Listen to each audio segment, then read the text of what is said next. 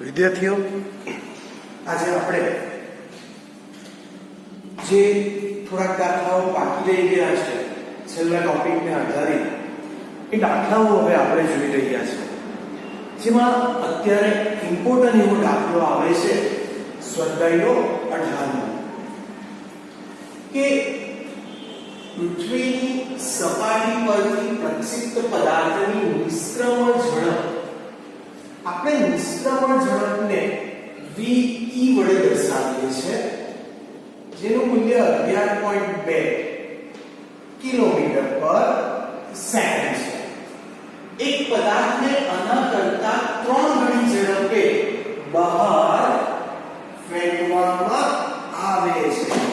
ચાલો વિદ્યાર્થીઓ, હવે આપણે એક વસ્તુ આપી કે એક પદાર્થને આના કરતા 3 ગણી ઝડપે બહાર ફેંકવામાં આવે છે, તો પૃથ્વીથી અત્યંત દૂરના અંતરે પદાર્થની ઝડપ કેટલી હશે? ચાલો, તો અહીંયા તો એક જ આપણે વસ્તુ લેતા છે, પૃથ્વીની સપાટી પર કુલ ઉર્જા E1 બરાબર પૃથ્વીથી h ઊંચાઈએ કુલ ઉર્જા E2. તો માટે સૂત્ર આવશે k1 u1 બરાબર k2 u2. પૃથ્વીની સપાટી ઉપર તે ગતિ કરે છે એટલે એની ગતિ ઉર્જા 1/2 mv². પૃથ્વીની સપાટી આગળની સ્થિતિ ઉર્જા g m, પૃથ્વીનું દળ m, જે તે પદાર્થનું દળ છેદમાં r² બરાબર. દૂર જાય તો ત્યારે એની ઉર્જા ગતિ ઉર્જા દ્વારા આપણે ઝડપ શોધવાની છે, એટલે કે ગતિ કરે છે, સ્થિર નથી. ડેશ ઊંચાઈએ એની સ્થિતિ ઉર્જા 0 અને ગતિ ઉર્જા આવશે 1/2 mv². તો હું અહીંયાથી બધી જગ્યાએથી આ m એ કેન્સલ કરી શકું છું. હવે વિદ્યાર્થીઓ, આપણે અહીંયા ve સૂત્ર લાવવું છે. તો આ જે ve નું જે સૂત્ર છે એ વર્ગમૂળમાં 2ge છે બરાબર 2. આ g me ના છેદમાં r². આ છે ve. તો આપણે આના પ્રમાણે જો સાઈડ કરવા જઈએ તો હું અહીંયા પહેલા વર્ગ કરીએ તો ve² બરાબર 2ge ના છેદમાં r². આપણી પાસે ge પર r² જ છે, તો આ 2 ને આના છેદમાં મૂકી શકું. ચાલો, આ વસ્તુને હવે આપણે આપણા સમીકરણમાં મૂકી દઈએ. તો આ સમીકરણ પ્રમાણે હવે 1/2 એટલે કે લખું તો v²/2 માઈનસ આની જગ્યાએ ve²/2 બરાબર v²/2. અને હું v' નામ આપું કારણ કે એ જ આપણે વેગ શોધવાનો છે. તો માટે v' નો વર્ગ બરાબર v² માઈનસ ve² લખી શકું, કારણ કે જે છેદ છે એ સમાન એટલે બંને બાજુથી ઉડી જશે. તો માટે v' નો વર્ગ બરાબર, ચાલો આપણને કંઈક અહીંયા હિન્ટ આપેલી, પદાર્થને આના કરતા 3 ગણી ઝડપે બહાર ફેંકવામાં આવે એટલે અહીંયા જે ઝડપ છે એ નિષ્ક્રમણ ઝડપ કરતા 3 ગણી વધારે છે, એટલે v ની જગ્યાએ 3v માઈનસ ve². તો માટે v' નો વર્ગ બરાબર 3 નો વર્ગ એટલે 9 ve² માઈનસ ve². તો માટે v' નો વર્ગ બરાબર 9 - 1 એટલે 8 ve². માટે v' બરાબર વર્ગમૂળમાં 8 into v. ચાલો, વર્ગમૂળમાં 8 ગુણ્યા v VE ની વેલ્યુ છે 11.2 કિલોમીટર પર સેકન્ડ. તો આમ દૂર અંતરે વેગ કેટલો હશે? તો 8 નું વર્ગમૂળ ગુણ્યા 11.2. તો આમ દૂરના અંતરે ઝડપ આવશે 3.18 કિલોમીટર પર સેકન્ડ. ચાલો, તો આ તો આપણો સ્વાધ્યાયનો 18મા દાખલાનો જવાબ. હવે આપણે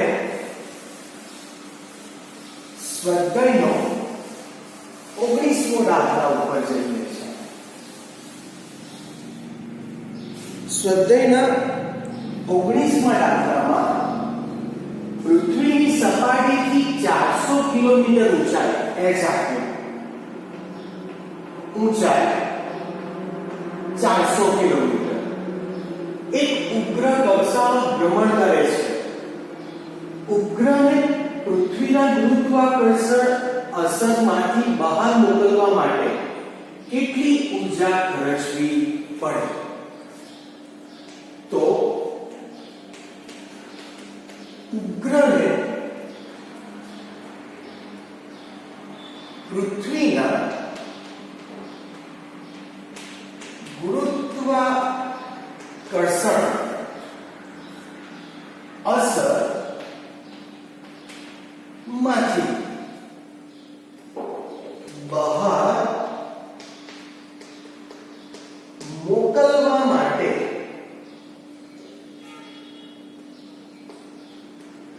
ખર્ચવી પડતી જે ઊર્જા છે એ ઊર્જા U = G NEM divided by 2R આવે. પણ આની જગ્યાએ અમુક ઊંચાઈ છે એટલે RE plus H. જ્યાં G એટલે ગુરુત્વાકર્ષણનું સાર્વત્રિક અચળાંક જેનું મૂલ્ય આપણે જાણીએ છીએ 6.6 × 10⁻11. ME એટલે પૃથ્વીનું દળ જે છે 6 × 10⁻24. સ્મોલ m એટલે ઉપગ્રહનું દળ જે છે 200. ચાલો, RE એટલે પૃથ્વીની સપાટીની ત્રિજ્યા, પૃથ્વીની ત્રિજ્યા એ છે 6.4 × 10⁶ વત્તા h 400 કિલોમીટર. તો આને 400 ગુણ્યા 10⁻³ મીટર લખી શકું. કિલોમીટરને મીટરમાં કન્વર્ટ કરું તો એટલે આને 4 ગુણ્યા 10⁵ મીટર લખાય. બરાબર? એટલે 4 ગુણ્યા 10⁵ મીટર. હવે આપણે જાણીએ છીએ કે સરવાળો ક્યારે થશે? જો બંનેની ઘાત સરખી હશે તો અહીંયા 6 ઘાત છે તેને 5 લખી દે તો 6.4 ની જગ્યાએ અહીંયા આપણે 64 લખી શકીએ. ચાલો, અંશમાં પહેલા જે થાય તે કરીએ તો 6.6 into 6 into 200 divided by 2. તો આટલાનો આન્સર આવે છે 3960 ગુણ્યા 10 ની ઘાત કેટલી આવશે? 24 ઓછા 11 એટલે 13. ચાલો, છેદમાં 64 વત્તા 4 એટલે 68 અને 10 ની ઘાત 5. તો 3960 divided by 68. તો આન્સર 58.23 અને 10 ની ઘાત કેટલી? તો 13 ઓછા 5 તો આવશે 8. આ ઊર્જા શોધી એટલે એનો એકમ આપણે લખીએ છીએ જૂલ.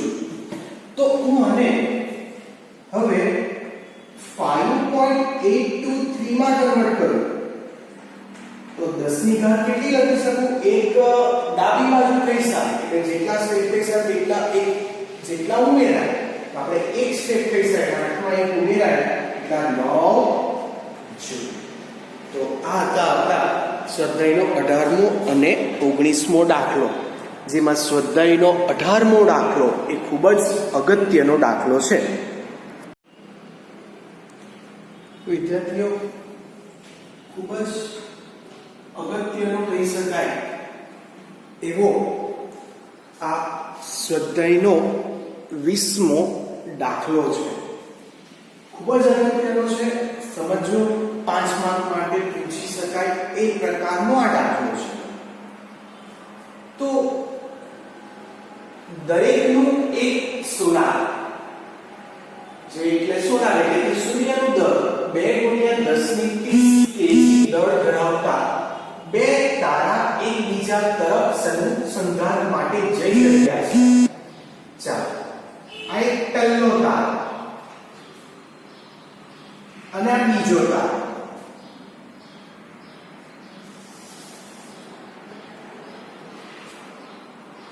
આ તારો 1 અને આ તારો 2, બે તાર એકબીજા તરફ જઈ રહ્યા છે. હવે તારનું દળ, ધારો કે આનું દળ m, બંને સરખા છે એટલે આનું બી દળ m. પહેલા તારની ત્રિજ્યા r, બીજા તારની ત્રિજ્યા એ r જેટલી છે. અને કોઈ સ્થિતિ આવે, બે વચ્ચેનું અંતર જ્યારે તેઓ 10⁹ કિલોમીટર અંતરે હોય છે, ત્યારે તેમની ઝડપ અવગણ્ય છે. તેઓ કેટલી ઝડપથી એકબીજાને અથડાશે? તારાની ત્રિજ્યા એ 10⁴ કિલોમીટર છે. તો અહીં તારાઓની ત્રિજ્યા એટલે આ જે છે એ આપણું કેપિટલ R એ આપણું છે. હવે અત્યારે તો આ સ્થિર સ્થિતિમાં છે. હવે જરાક સમજો કે બે તારાઓ છે, એકબીજાથી r જેટલા અંતરે છે, બંનેનું દળ ત્રિજ્યા સરખું છે, બંનેનું પરિમાણ સરખું છે, એટલે બંને એકબીજાથી સમાન વેગથી આવે અને અથડાય તો ત્યારે એની ઝડપ આપણે શોધવાની છે. તો આ શરૂઆતની સ્થિતિ છે. તો શરૂઆતમાં બંને એ સ્થિર છે. તેથી સ્થિર છે મતલબ કે આનો વેગ 0, પહેલા તારાનો વેગ અને બીજા તારાનો બી વેગ 0 છે. તો આપણે શરૂઆતમાં ગતિ ઊર્જા એ 0 થશે અને સ્થિતિ ઊર્જા કેટલી થશે? તો u1 બરાબર શું સૂત્ર લખીએ? તો આપણી પાસે ખબર છે કે સ્થિતિ ઊર્જાનું જે સૂત્ર છે તે -g, પહેલા તારાનું દળ m, બીજા તારાનું બી દળ m, છેદમાં એ બે વચ્ચેનું અંતર r જેટલું છે હમણાં. તો માટે કુલ ઊર્જા E1 બરાબર k1 પ્લસ u1. તો k1 તો 0 છે એટલે આવશે -g m²/r. અને સમીકરણ નંબર 1 આપીએ. ચાલો, હવે બીજો પોઈન્ટ.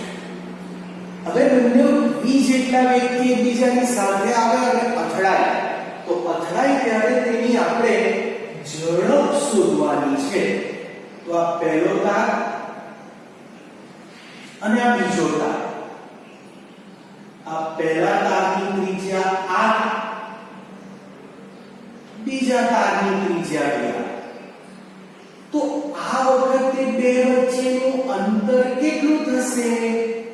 તો એ થશે 2r જેટલું. કેમ? તો કે આ ત્રિજ્યા r થઈ જવાની અને આ જે ત્રિજ્યા છે એ બી r થઈ જવાની. અને બંને એકબીજા તરફ આવે ત્યારનો વેગ ધારો કે v જેટલો છે. તો જ્યારે તેઓ એકબીજાને અથડાય ત્યારે જે ઊર્જા છે ત્યારે તેમાં ગતિ ઊર્જા જેને આપણે કહીએ K2 બરાબર પહેલા તારાની ગતિ ઊર્જા એ 1/2 mv², બીજો તારો તેનું બી દોડ એમ એ બી સમાન વેગથી જ આવે છે એટલે એની પણ ગતિ ઊર્જા 1/2 mv², એટલે ટોટલ થશે આનું મૂલ્ય mv² જેટલું, બરાબર ને? ચાલો તો આ જે છે એ આપણી ગતિ ઊર્જા છે. હવે તે અથડાય ને સ્થિર થશે એટલે એની પાસે સ્થિતિ ઊર્જા બી છે. તો સ્થિતિ ઊર્જા U2 બરાબર -g પહેલા તારાનું દળ બીજા તારાનું દળ છેદમાં બે તારા વચ્ચેનું અંતર હવે કેટલું છે તો એ છે 2r. તો લખાય -gm²/2r. તો માટે અથડામણ પછીની કુલ ઊર્જા કેટલી? તો કુલ ઊર્જા E2 બરાબર K2 U2. K2 છે mv² અને આ છે -gm²/2r. ચાલો તો આ અથડામણ પહેલાની ઊર્જા અને આ સમીકરણ 2 એ અથડામણ પછીની ઊર્જા છે. તો હવે ઊર્જા સંરક્ષણ અનુસાર ઊર્જા સંરક્ષણ એટલે અથડામણ પહેલાની ઊર્જા બરાબર અથડામણ પછીની ઊર્જા. તો અથડામણ પહેલાની ઊર્જા છે mv²/r બરાબર અથડામણ પછીની છે mv² -gm²/2r. ચાલો આપણે શોધવાનું કોને છે? વેગ કેટલા ઝડપથી અથડાય એ શોધવાનું છે. સોરી E1 ની વેલ્યુ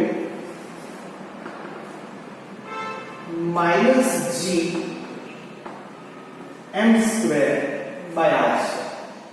ચાલો તો આપણે mv² ને સૂત્રનો કરતા બનાવીએ કારણ કે વેગ એક જ પદમાં છે. માઈનસ બરાબરની આ બાજુ આવશે તો પ્લસ થશે.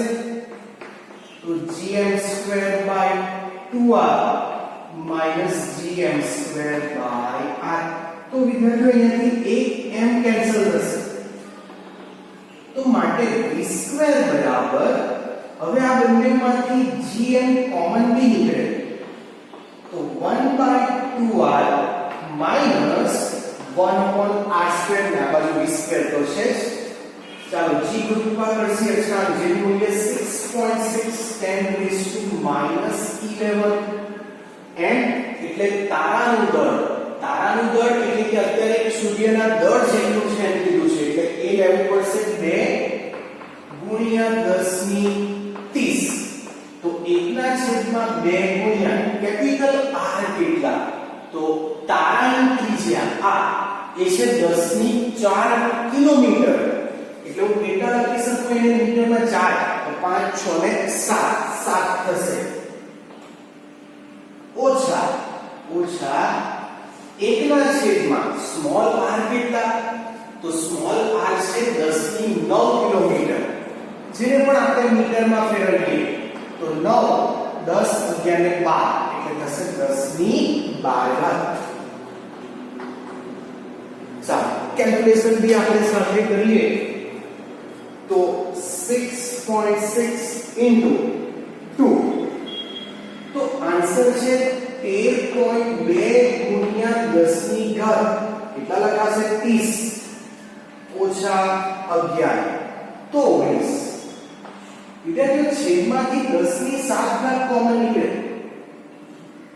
તો 1/2 રહેશે માઈનસ અહીંયા કેટલી ઘાત રહેશે?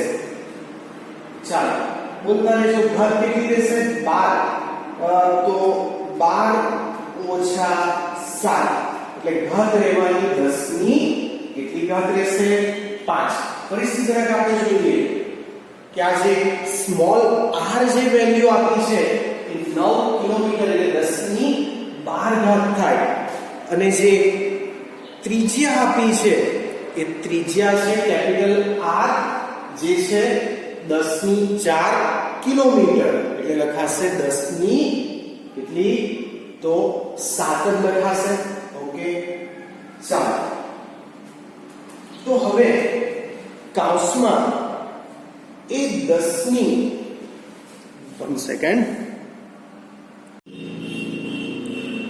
ચાલો કન્ટિન્યુ કરીએ તો આપણે અહીંયાથી જોયું કે હવે 10 ની 7 ઘાત કોમન કાઢીએ તો અહીંયા કેટલી રહેશે 10 ની ઘાત 5 ને કારણ કે 12 ઓછા 7 એટલે ઘાત રહેશે 10 ની 5 ઘાત ચાલો હવે જરાક આપણે અહીં કરી લઈએ કારણ કે જગ્યા નથી તો માટે v² બરાબર 13.2 ગુણ્યા 10 ની ઘાત 10 ની ઘાત એટલે 19 ઓછા 7 એટલે 10 ની ઘાત છે 12 ચાલો 1/2 1/2 એટલે આપણને ખબર 0.5 અને 1/10 ની 5 ઘાત એટલે આવશે 0. પછી 4 0 1 ચાલો આપણે લોકો આની બાદબાકી કરીએ તો 0.5 ગુણ્યા 4 વખત 0 1 1 સેકન્ડ 0.5 માઈનસ 0.1 હા તો આનો જે ગુણાકાર જે માઈનસ કરતા જે જવાબ આવે એની સાથે આપણે ગુણીએ 13.13 તો અહીં v² બરાબર આન્સર આવશે 6.599 એટલે અહીંયા 6.6 લખી શકું તો 10 ની 12 ઘાત છે તો માટે v બરાબર વર્ગમૂળ કાઢીએ તો અહીંયા 10 ની ઘાત 6 મીટર પર સેકન્ડ થશે તો 6.6 નું વર્ગમૂળ કેટલું તો એ આવે છે 2.56 તો આ થઈ ગયો આ દાખલાનો જવાબ વિદ્યાર્થીઓ તમને કીધું છે કે આ દાખલો એક 5 માર્ક માટે અગત્યનો છે સમજીએ કે શરૂઆતમાં બે તારા જેની ત્રિજ્યા સરખી જેનું દળ સરખું તે r જેટલા એટલે 10 ની 12 મીટર દૂર છે અને જ્યારે તે દૂર છે તો ત્યારે તે સ્થિર છે એટલે કે તેની સ્થિતિ ઊર્જા આવશે ગતિ ઊર્જા 0 આવશે તો આમ શરૂઆતમાં એની કુલ ઊર્જા એ -gm²/r છે હવે જેવા તે લોકો અથડાય તો બંનેની ત્રિજ્યા r જેટલી છે એટલે બે કેન્દ્ર વચ્ચેનું અંતર થઈ જાય twice r તો અથડાય ત્યારે સ્થિર બી થશે અને શરૂઆતમાં ગતિ કરતા એટલે ગતિ ઊર્જા એટલે બીજી આકૃતિ માટે ગતિ ઊર્જા અને સ્થિતિ ઊર્જા બંને જ હાજર છે તો ગતિ ઊર્જા પહેલા તારાની ગતિ ઊર્જા 1/2 બીજા તારાની ગતિ ઊર્જા પણ 1/2 એટલે mv² અને સ્થિતિ ઊર્જા એ -gmm આ પહેલા તારાનું દળ બીજા તારાનું દળ અને બે તારા વચ્ચેનું અંતર છે 2r જેટલું એટલે -gm²/2r તો આ બંને દ્વારા મળતી આ કુલ ઊર્જા હવે ઊર્જા સંરક્ષણ અનુસાર પહેલી ઊર્જા અને બીજી ઊર્જા સમાન થાય આપણે જ્યારે અથડાય તો ત્યારે તેનો વેગ શોધવાનો છે માટે આ સમીકરણમાં v ને સૂત્રનો કરતા બનાવીએ તો આપણને છેલ્લે જવાબ એ 2.56 × 10⁶ મીટર પર સેકન્ડ જેટલો માલુમ પડે છે